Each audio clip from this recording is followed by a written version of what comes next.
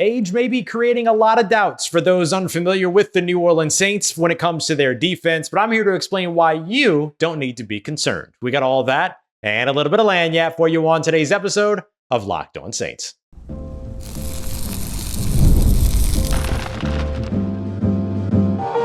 You are Locked On Saints, your daily New Orleans Saints podcast, part of the Locked On Podcast Network, your team every day. What is good, Who Dat Nation and Who Dat family? I am your host, your friend Ross Jackson, New Orleans native, your New Orleans Saints expert and credentialed member of the media covering those New Orleans Saints as a senior writer and reporter over at Saints News Network on SI. And on today's episode of Locked On Saints, we're taking a look at some of the biggest questions around the team on the defensive side. We did offensive side yesterday. Make sure you go back for that. We're going to look at the defense today. We're going to get to the players that are most critical to the Saints' success on defense in 2024. We're going to take a look at the defensive line, why they need to ball out during training camp in order to instill some confidence in Saints fans. And we're going to lead everything off by asking, is the New Orleans Saints defense too old? I'm going to tell you why it's not. We got that and much more coming up for you on today's episode. Thank you very much, as always, for making us your first listen of the day every day here on the show, and for being an everydayer here as well, which is a proud part of the Locked On Podcast Network, your team every day. Today's episode of Locked On Saints is brought to you by FanDuel, where you can make every moment more all summer long. Right now, FanDuel is giving out to all customers a boost or bonus daily. That means that there's something for everyone every day, all summer long over at FanDuel. So head over to FanDuel.com, no slash. You can put a slash if you want to, but FanDuel.com to get started today. All right, so I want to start off today's show looking at whether or not the New Orleans Saints defense is too old. I get this question all the time. Ross, the Saints are now a year older on defense. Could that mean that the defense begins to fall off or regress or anything like that? What that question really means is, are Cam Jordan, Demario Davis, and Tyrann Mathieu too old to be effective leaders for the New Orleans Saints? That's really what that question means. It has to be, because we have watched this defense be near the top of the NFL, at least near the top 10, within the top 10, within the top 5 in some cases, with entirely different pieces. Changeover. When the Saints lost Marcus Williams, when they let Trey Hendrickson go and sign elsewhere, everybody went, oh, well, there you go. And then what happened? Still a very good defense. For the last 2 seasons, they've had to play without Marshawn Lattimore for a considerable amount of games, while also being without their starting safety, Marcus May, for like half of the last 2 seasons worth of games. And they performed very well, particularly well in pass defense. This is the bread and butter of the New Orleans Saints defense, as led by Dennis Allen, Joe Woods, defensive coordinator, and defensive backs coach Marcus Robertson. This is what the brand is. This is why I'm not concerned about the New Orleans Saints defense when it comes to the age or being a year older.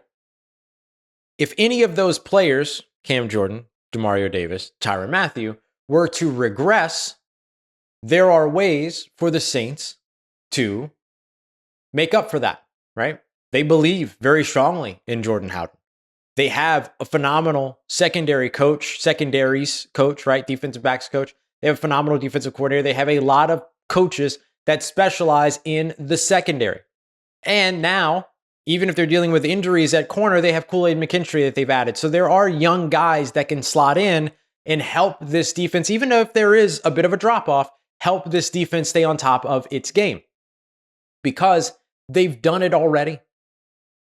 Now they've added Willie Gay, who can help if something happens with Demario Davis, but don't hold your breath on that one. Demario Davis is one of the top linebackers in the NFL and will be again, I believe, in 2024. And then when it comes to Cam Jordan, who had a down year last season dealing with injuries, vertebra injuries, ankle injuries, all this other stuff, they bring in Chase Young. And you have a further developing Carl Granderson that can help you as well as you look to take your defensive line to the next level. We'll get to in a moment why the defensive line needs to show its improvement. But I want to reiterate something that I said last year with the New Orleans Saints offense. I spoke about, what if the New Orleans Saints offense doesn't get better against the run? Remember, in 2020, the passing defense, I think I said offense a second ago. Obviously, we're talking defense. but the passing defense was second in the NFL when it came to yards allowed. But the run defense was 24th in the NFL when it came to rushing yards allowed, right? Before the 2023 season, one of the things that I mentioned was if the Saints remain a top 10 passing defense and then take a little bit of a step forward on their run defense and still hang around the middle third of the league, I'm fine with that. Fine with that. I was told that I was crazy, that I was nuts. Ross, the Saints defense has to be good against the run. Otherwise, the offense will never get the ball. Well, the New Orleans Saints last year were 10th against the pass, 22nd against the run, and they were the 13th overall defense and the 8th scoring defense in the league. They were fine. This, for me, is why I don't really worry too much about age being a negative factor for the New Orleans Saints defense. In fact, I could see where it's a good thing. An extra year of Alontae Taylor in the slot, who was understandably inefficient, even though in terms of, yards allowed, things like that, maybe touchdowns allowed, things like that, but was remarkable as a press man corner. So get him doing the thing that he's more comfortable doing for a second year and then see how he ends up developing. Another year for Paulson Adebo, who just had a spectacular year in 2023, now operating in a contract season. Got to go out there and show that he can get that. Get a healthy Marshawn Lattimore in 2024. A good pair of safeties that communicate incredibly well and played at the top of the game. The best safety play we saw all season last season came in the final two games between Tyrann Mathieu and Jonathan Abram. If the New Orleans Saints passing defense is a top 10 defense and the run game is in the middle third of the league, not in the middle of the league, I would say middle third of the league, this New Orleans Saints defense should still be good in 2024. So no, I'm not worried about the age. I'm not worried about an extra year or anything like that. Cam Jordan's probably going to play the fewest or the lowest percentage of snaps he'll have played in his entire career this year. And because of that, he's probably going to bounce back from what was a more down year last year in 2023 because he'll be able to stay healthy. He will be rotated more. He'll be more well rested, and he'll be able to be a factor late in games when the Saints need him most. Those, to me, are things that can help you as a defense if you're the New Orleans Saints. Another year of Carl Granderson as he tries to move into a double-digit sack season for the first time in his career. A rejuvenated Chase Young who's looking to prove that he still deserves to be one of the top edge rushers in the NFL. He has to do that here in New Orleans, and the Saints get to help him do that here in New Orleans. I'm not worried about the New Orleans Saints aging as long as Demario Davis doesn't have a considerable regression. But let's not forget the addition of Willie Gay that also can kind of help you close that gap a little bit as well. But to me, Demario Davis, and this is spoiling a little bit for when I get to players that are most critical to the New Orleans Saints defensive success, spoiler, Demario Davis is number one on that list. So that's the one spot that I can look at and say, okay, that would have a major impact. But the New Orleans Saints being a year older in 2024, on defense, I don't think is going to be the reason they struggle in 2024 if they struggle in 2024. I'd be willing to bet on that. Coming up next, if you want to feel really good about the New Orleans Saints defense in 2024, it's on the defensive line to convince you, and they get their opportunity to do so as training camp kicks off this week. We got that coming up for you as we continue on with today's episode of Locked On Saints, part of Locked On Podcast Network, your team every day. Today's episode of Locked On Saints brought to you by our friends at LinkedIn Jobs. LinkedIn Jobs is the best place to go, especially if you've got a small business and you're hiring, you're looking to add to your team. You want to make sure that you're getting the prospects, the candidates that make the most sense for your role. LinkedIn Jobs is the place to go. It's not just a job board. It is the job posting site where you can find professionals you're not going to be able to find anywhere else. Over 70% of LinkedIn users don't use other leading job sites to find their potential work and career advancements moving forward. So if you're not looking at LinkedIn, you're looking at the wrong place. 86% of small businesses get a qualified candidate within 24 hours of posting a job. So hire professionals like a professional on LinkedIn. 2.5 million small businesses use LinkedIn for hiring, and your small business should be next. Post your job for free today at linkedin.com/LockedOnNFL. That's linkedin.com/LockedOnNFL to post your job for free. Terms and conditions apply. All right, family. The New Orleans Saints defensive line has a real opportunity to ball out here in New Orleans Saints training camp, and it would go a long way in exciting people about the New Orleans Saints defense again in 2024 if they did. We appreciate you very much. As always, make a Locked On Saints your first listen of the day every day. So, one of the big question marks around the New Orleans Saints is what is around the New Orleans Saints defense, what is the position group where you have the biggest questions, right? Where do you maybe look and say, hey, the Saints could use a little bit more help there, or Saints really need the most improvement there? I think in all cases, the defensive line is the spot where a lot of folks look at and go, well, we just don't know yet, right? And so I think that's where you have the most question marks. And if we're being honest, pairing that with the Saints offense, which has a lot of its question marks over on the offensive side around its offensive line, that's not a great place to be for a team that wants to compete today. You don't want to have your biggest questions being in the trenches. What we know around the NFL is that games are won in the trenches. And so having your offensive line and your defensive line be your biggest questions, not the greatest setup for a team, but the Saints could alleviate some of those big questions, particularly over on the defensive side with good performances over the course of training camp. We'll then have to measure beyond that how much a standout performance by the New Orleans Saints defensive line is about the defensive line looking good versus the offensive line struggling. And this is just the caveat, the back and forth, the trickiness of judging training camps from that particular purpose. But joint practices, preseason, and early on in the season, you're going to get an opportunity to get some more of those answers. So what do I want to see from the New Orleans Saints defensive line? I'm going to actually start at the end of the Saints stint in California. And by the way, just as a reminder, I've had a couple people reach out. The Saints will be doing training camp in Irvine, California, on campus at UC Irvine. And as far as I know, no practices will be open to the public. Now, there will be practices open to the public when the Saints return, one at Ullman Stadium, the other one in the Superdome. And those will be following the Saints preseason game against San Francisco 49ers. They will then travel back home. So if you want to see an open practice here in Louisiana, Ullman, Superdome, those will be open, but I don't think there's going to be any opportunities for fans, at least as of right now, to see training camp practices in California, and that stinks. It simply stinks. I'm sorry. That stinks.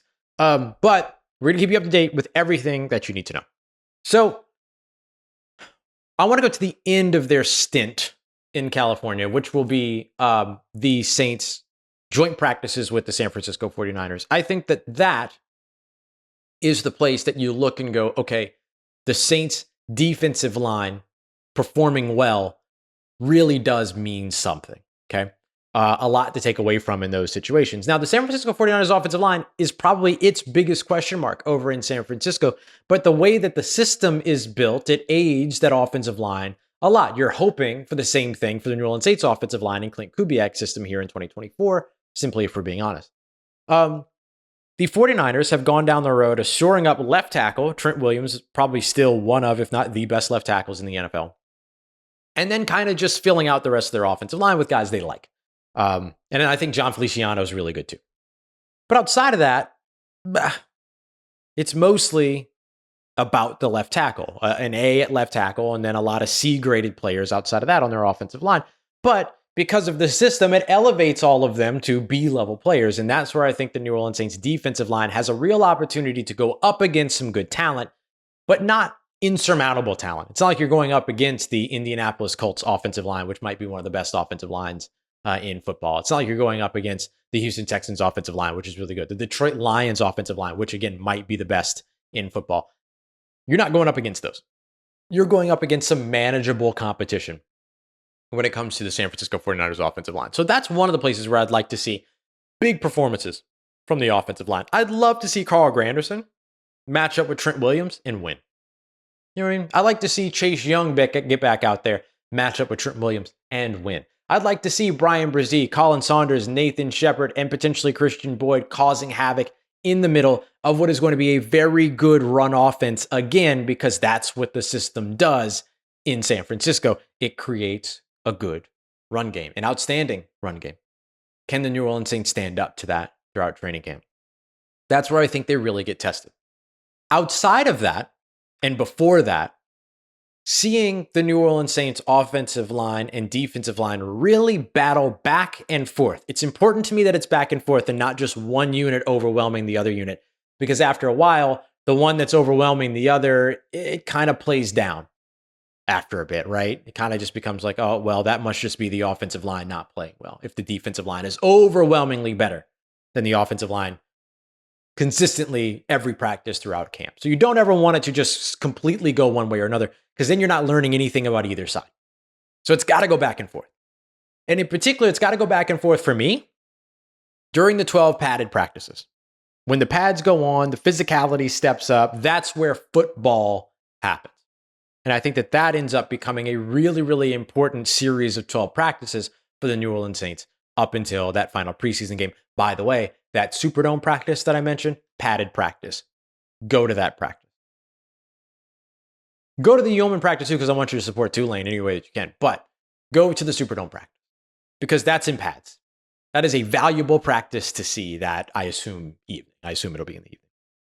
So that's the other place where I want to see the New Orleans Saints defensive line stand out. Then outside of that, obviously it's preseason, right? You're not going to get to see the starting defensive line is my only issue with that. You're not going to get to see it very long. And so what we've learned in the preseason is that one drive ain't enough for you to be able to start, celebrating and popping confetti off and all this other stuff. It ain't enough. It ain't enough. And that's okay. But if you can compound the back and forth wins for offensive line and defensive line, that tells you something about the defensive line, right? Defensive line getting bested, adjusting, besting. That's what you want to see the back and forth of when it comes to the Saints D-line. Those padded practices going up against an unfamiliar opponent. Sorry, not padded practice. My apologies. Joint practices going up against an unfamiliar opponent in the San Francisco 49ers. Got to show out there. And then, of course, those preseason games as well.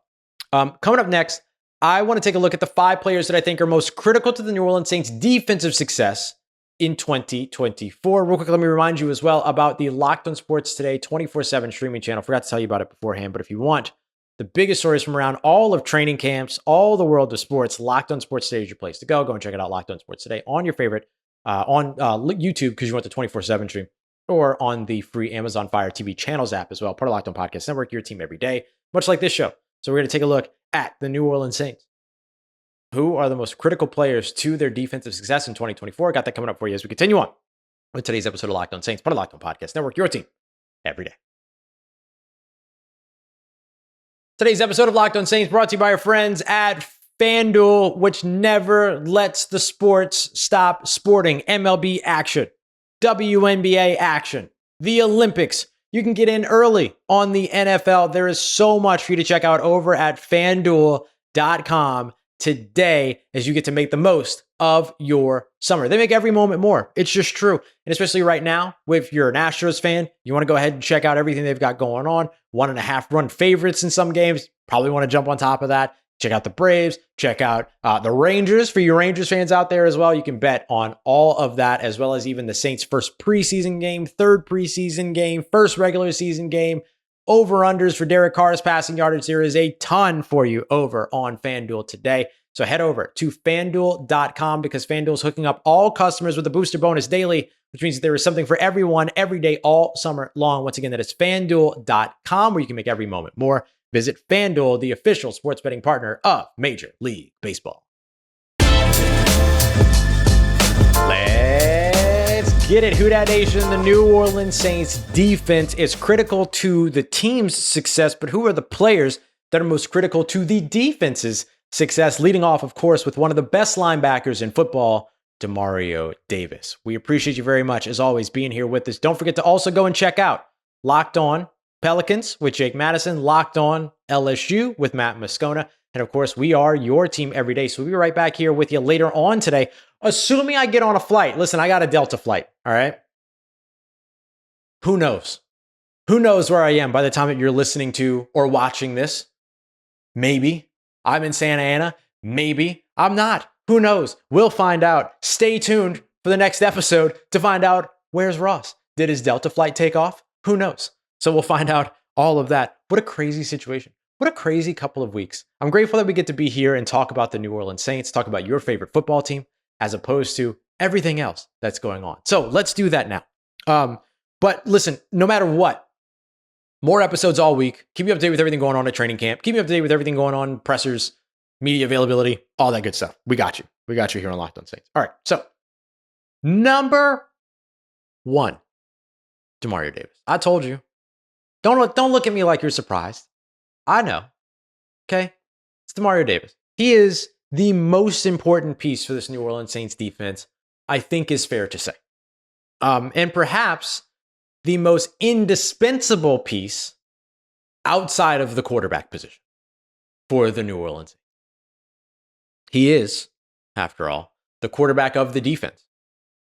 He is the one that gets everybody set. He is the heartbeat of this defense. He is the player, to me, that is the most critical to defensive success for the New Orleans Saints. Not just because of the way that he leads, not just because of the way that he sets everybody else up, but the way that he goes out there and makes his plays as well. Has set and tied his season high in sacks over the last 2 seasons, 6.5, has eclipsed 100 tackles every freaking year since he's been here in New Orleans. He has been the guy for the New Orleans Saints when it comes to their defense. He is the most critical piece to their success. No ifs, ands, or buts about it. Argue with a wall. It's Demario. It's Demario all day. Number 2, but not necessarily number 2 in this equation, for me, is Marshawn Lattimore. And it's going to be weird that I'm picking Marshawn Lattimore because the Saints have had to make do without him over the course of the past 2 seasons. Lacerated, kidney? And then that getting rolled up on last year on the foot, and then that keeping him out for a bunch of games. He's missed a lot of games over the past 2 seasons. And while I don't use that to go into the lane of Marshawn Lattimore is injury prone, I do use that in terms of the lane of, the New Orleans Saints have had to figure out how to live without him and manage without him, and they've done it. But there's a big difference between losing one of your star players because of an injury, because he's out there playing his heart out.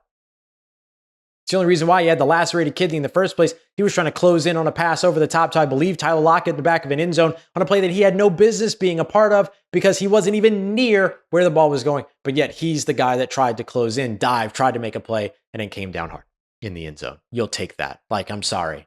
That sucks that happened. But as Marshawn Lattimore, you're like, you know what? I fought. There's a badge of pride, badge of honor that comes with fighting in that situation. And I think that's exactly what Marshawn Lattimore did. And so it's one thing to lose a player to injury because he went all out, full send, and tried to make a stop. It's another thing when you lose a player because that player and the organization or that player and the coach are at odds. One is a morale booster. The other is an absolute morale killer.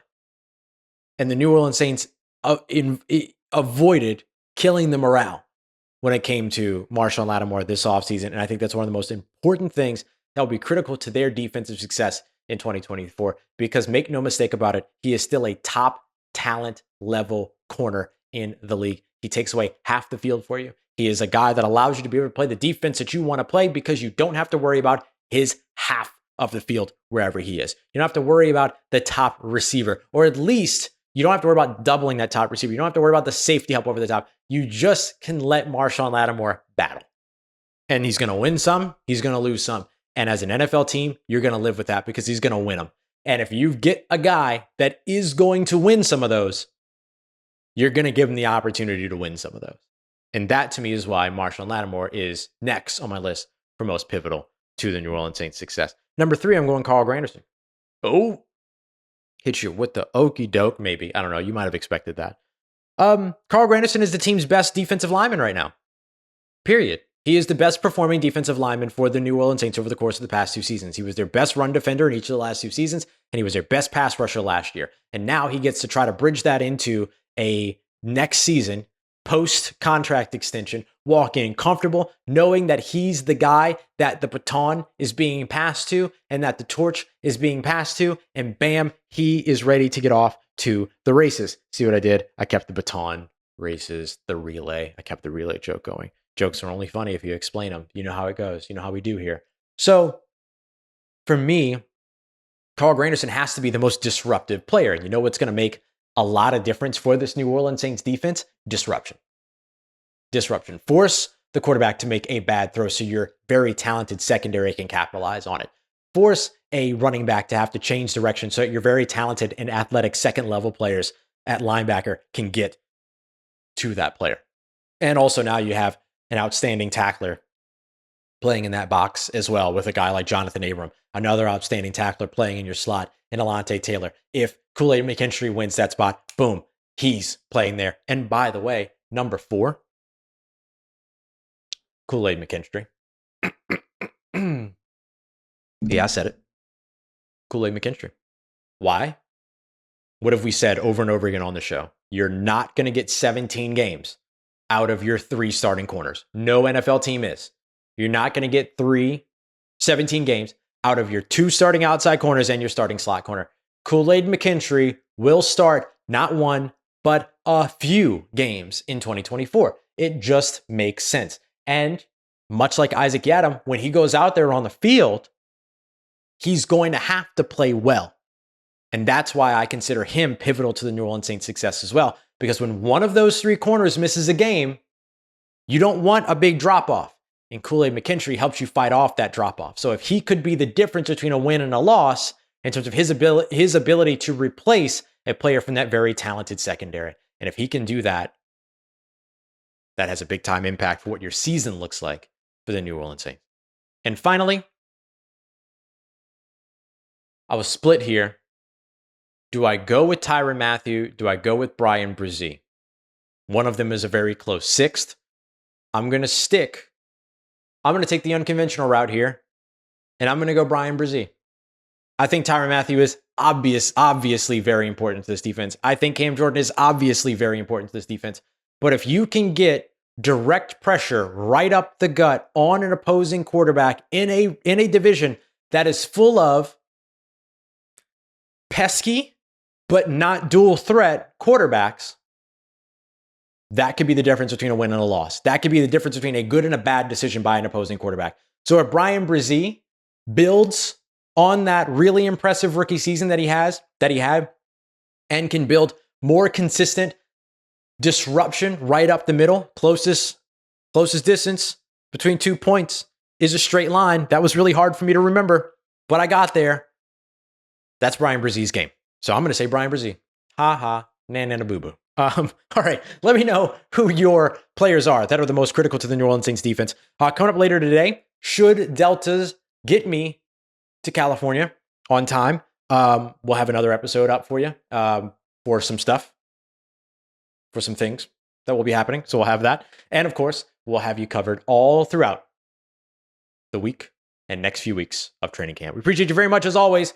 Making Locked On Saints part of your day, part of your routine, for saying yes to me and the show. As always, if you see me, please say hi. And if you need anything else around your New Orleans Saints in between these episodes, make sure you follow me on your favorite social media at Ross Jackson, NOLA. Hit me up. Let me know how the family's doing. Let me know how you living. Let me know how you momming them. And trust Who Dat Nation. I'll holla at you.